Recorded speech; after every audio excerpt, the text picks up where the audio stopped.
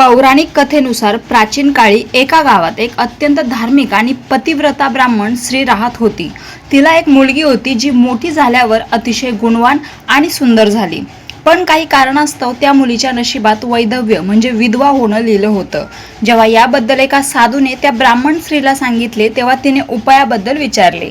त्यावर साधूने त्या मुलीला सोमवती अमावस्येचे व्रत करण्यास सांगितले आणि गौरी नावाचा एका महान पतिव्रता स्त्रीच्या आशीर्वादाने तिचे सौभाग्य सुरक्षित होऊ शकते असेही सांगितले.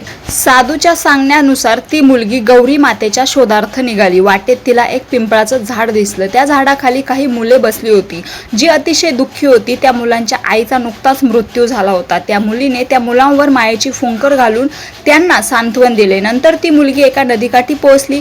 तिथे तिला एक वृद्ध स्त्री दिसली. ती वृद्ध स्त्री दुसरी कोणी नसून साक्षात गौरी माता होती. त्या मुलीने गौरी मातेची सेवा केली आणि तिची पूजा केली. गौरी माता तिच्या भक्तीवर आणि निस्वार्थ सेवेवर अत्यंत प्रसन्न झाली. तिने त्या मुलीच्या डोक्यावर हात ठेवला आणि तिला अखंड सौभाग्यवती होण्याचा आशीर्वाद दिला. त्याच क्षणी त्या मुलीच्या नशिबातील वैधव्य टळले. तेव्हापासून पतीच्या दीर्घायुष्यासाठी आणि सुख समृद्धीसाठी पिंपळाच्या झाडाची पूजा करून 108 प्रदक्षिणा घालण्याची प्रथा सुरू झाली. रामकृष्ण हरी.